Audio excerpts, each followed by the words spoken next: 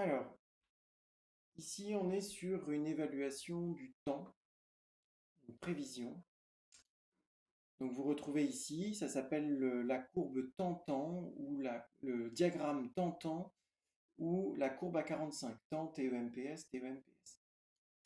Alors,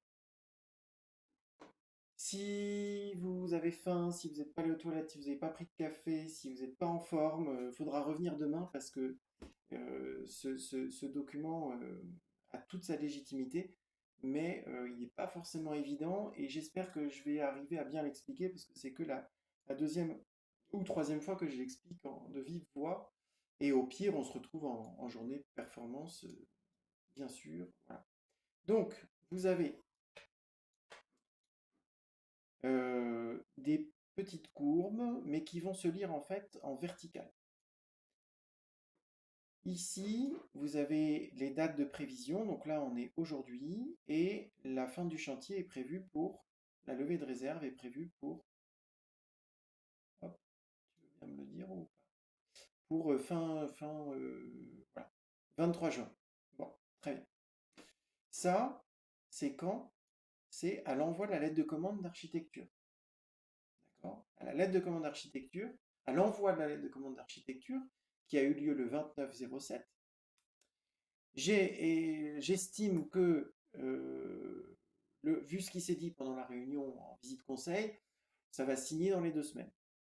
D'accord? C'est ce que j'ai dit même aux clients. Je dis, bon, voilà, si dans les 2 semaines vous signez, en gros, le chantier va pouvoir démarrer à peu près à telle date. Voilà. Donc ça, j'ai pas le document sous les yeux, hein, c'est la discussion que j'ai eue avec le client. Puis je vais faire se correspondre ce document avec la discussion que j'ai eue avec le client. Donc voilà, donc ça veut dire que vous allez signer aux alentours du 12. Une fois que vous aurez signé, vu mon planning de charge, 2 semaines après, normalement, je peux déjà vous proposer le rendez-vous de programme. Alors, et on va faire comme ça jusqu'au bout. Alors, bien sûr, il y a je sais pas, donc je fais rien, et puis il y a je sais pas, mais j'écris quand même quelque chose parce que on peut quand même écrire des choses. Mais ça, je pense que vous connaissez l'état d'esprit de la maison. Donc l'idée, c'est j'en suis pas certain, soit, mais je peux quand même commencer à mettre des dates. Alors, ce qui est intéressant, c'est que vous allez pouvoir, c'est pas juste les délais que vous allez écrire entre les différentes étapes. Alors, je pense aux archives d'intérieur, vous pourrez personnaliser. Ici, en fait, voilà, parce qu'il y a tout un tableau dessous, mais je fais exprès de vous le présenter comme ça. En fait, toutes les étapes qui sont là sont répercutées exactement de la même façon ici. Donc, du coup, comme on a les mêmes choses en abscisse et en ordonnée, c'est pour ça qu'on arrive sur un diagramme, une courbe à 45. Vous allez comprendre petit à petit. Mais c'est pas évident. Voilà, j'essaye d'être plus didactique possible. Ici, vous avez donc les jalons théoriques du process instanté, mais vous pouvez les personnaliser. Si je personnalise ça, ça va personnaliser ici. Très important. Alors, on ne met pas juste les délais. On va essayer de voir, voilà, on arrive sur 10, 11, 12, voilà. Un envoi aux artisans entre Noël et le jour de l'an. J'ai pas cuvé Noël qu'il faut que je commence à me préparer pour le 31. C'est mort, ça va pas se passer là. Donc je vais pas mettre 8, je vais mettre 10. D'accord? Ça fait mi-janvier. Voilà, je pense que j'aurai eu le temps de retrouver mes esprits. Et puis ensuite, il y a le mois de mai. Donc on se dit, bon bah attends, on arrive sur le 5-5, fin de rendez-vous d'arbitrage début mai, ok. Par contre, le point de milieu de chantier qui intervient, qui va intervenir après la période du mois de mai, c'est pas 4 semaines, je vais en mettre 6. Faut pas rêver, on va perdre du temps à cause du mois de mai, à cause des ponts, tout ça. Puis en fonction des années, il y a des fois où les ponts tombent vraiment mal et des fois où les ponts tombent bien. Donc à vous de gérer aussi ce truc-là. En tout cas, tous ces chiffres vont écrire en fait cette première ligne verticale de prévision des dates.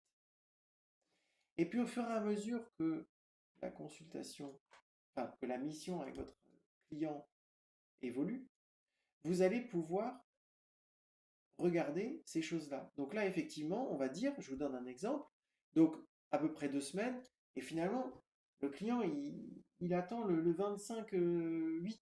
Non, pardon, j'avais mis quoi? Oui, c'est ça. Il attend le 25/8. Alors, il a toutes les bonnes raisons du monde. C'est-à-dire qu'il était en vacances, voilà. Mais il m'avait dit qu'il m'enverrait le truc signé. Ah, sauf que moi, il me l'envoie que fin août. Il y en a d'autres qui ont signé entre-temps. Donc, tout ça, ça repousse. Et en plus, moi, je vais avoir plus de délai pour traiter sa demande, puisque j'ai signé d'autres clients entre-temps aussi. Donc, je vais mettre 3 semaines. Voilà. Donc, ça pousse complètement le rendez-vous suivant. Et donc, on n'est plus. Vous voyez que là, on a déjà perdu 2 semaines, mais là, on repère encore une semaine de plus. Donc, au fur et à mesure, ça va pousser.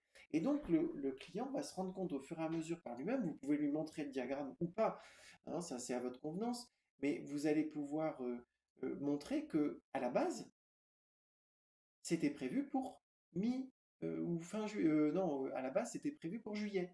Et en fait, ça ne l'est plus. Maintenant, c'est prévu pour le mois d'août. Alors, ce que vous pouvez faire, c'est un clic droit et insérer une note et dire, voilà, le client était en vacances, il m'avait promis que.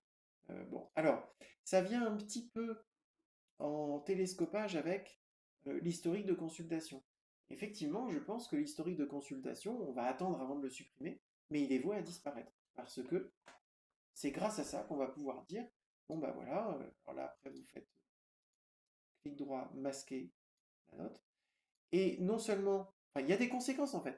Hein, c'est toujours ce qu'on dit, on en parle entre nous, ouais, il comprend pas, il se rend pas compte que, bah voilà, mais non, il se rend pas compte, à part de lui dire que on le voit pas. Là, bon sang, on le voit.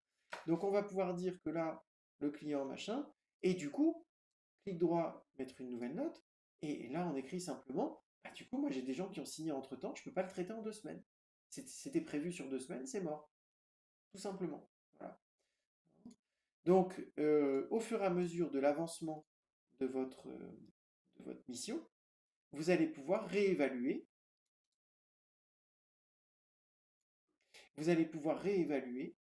le prévisionnel de votre mission. Et vous voyez, alors là, je vais tout enlever. Je vais enlever. Ah non, je ne vais pas l'enlever parce que je vais le remettre sur la version. Ça, je vais le supprimer. Mais au fur et à mesure, il y a des crans qui vont se faire.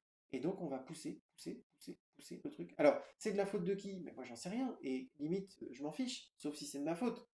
Mais au moins, je saurais que je vais me faire attaquer là-dessus.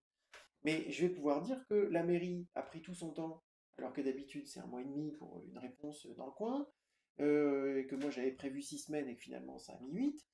Donc, en fait, vous allez simplement reporter les délais et les raisons des délais sur ce diagramme.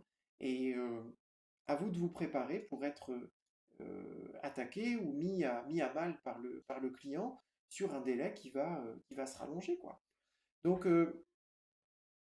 j'espère que vous aurez quand même compris le principe de fonctionnement de ce truc. Après, c'est la mise en œuvre. En fait, là, en général, enfin, moi, je l'ai compris quand j'ai enfin réussi à le mettre en place. C'était pas forcément donné du premier coup. Je me suis dit, ah, c'est cool, ça marche. Et en fait, quand j'ai voulu l'essayer, je n'ai rien compris à ce que j'avais fait. Donc, voilà, ça va demander un peu d'effort.